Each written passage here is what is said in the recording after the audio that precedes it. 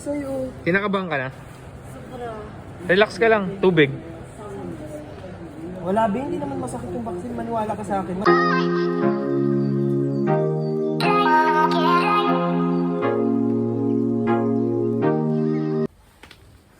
Yo, what's up? Ngayon, anong oras na ba ngayon? I think magpo-4 na. So, maliligo na ako kasi sasamahan ko yung dalawa kong kaibigan magpapabaksin. Yeah.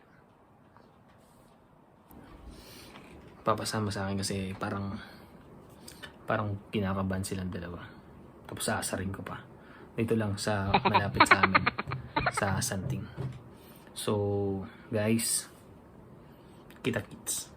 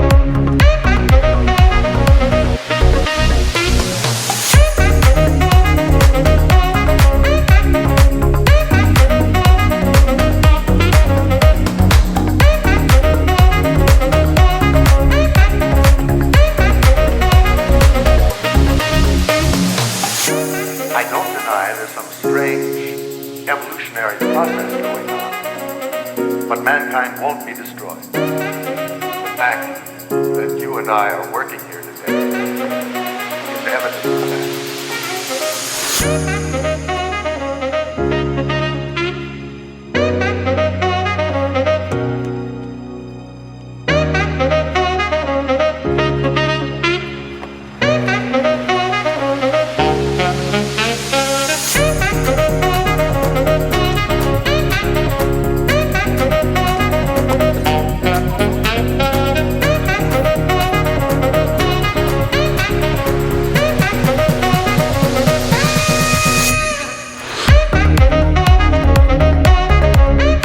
Many hours later. Still waiting for them.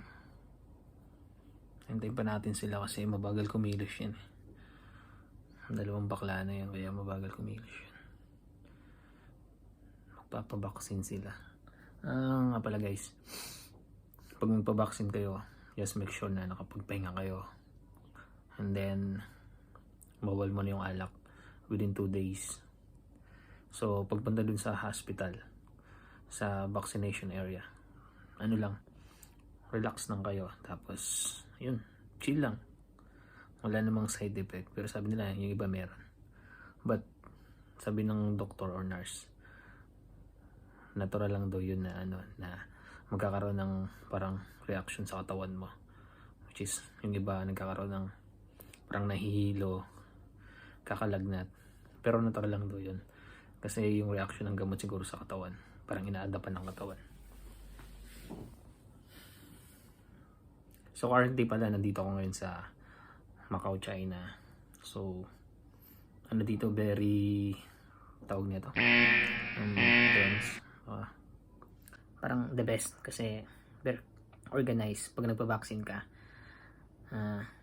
pumunta ka lang sa online link nila, doon ka mag-register, tapos marami namang option ng hospital, and then option ng vaccine na gusto mo, which is sa akin BioNTech yung ginamit ko eh. So far so good naman, wala naman akong naramdaman. A few moments later. So nakikita ko na yung dalawang bakla. Diyan nasa likod. Ba't parang may tubig? Kinakabahan. Kinakabahan na siguro yung dalawa. Ayun na, nakikita ko na.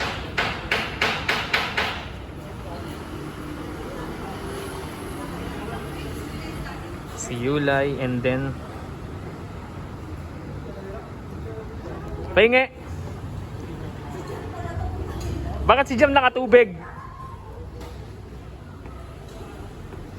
Nakapila na sa registration kasi kailangan muna nila ng golden card para dito sa hotel, sa hospital. One eternity later.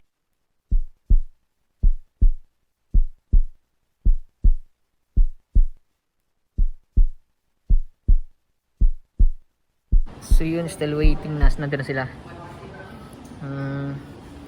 Tayo na lang tayo mga 30 minutes pa. Kasi maghihintay pa sila ng 30 minutes. Tignan natin kung ano yung resulta. Pero sa tingin ko okay naman na. Baka nasa waiting area na sila. Many hours later. Yeah, tapos na sila. Success. Si Yulay kinabahan ng konti pero kayang-kaya yan. Ito naman, si Jamaica lang malakas. Yeah! May vaccine na sila. Kailan yung second vaccine nyo? 17? 17. Yo! Tapos na yung dalawa.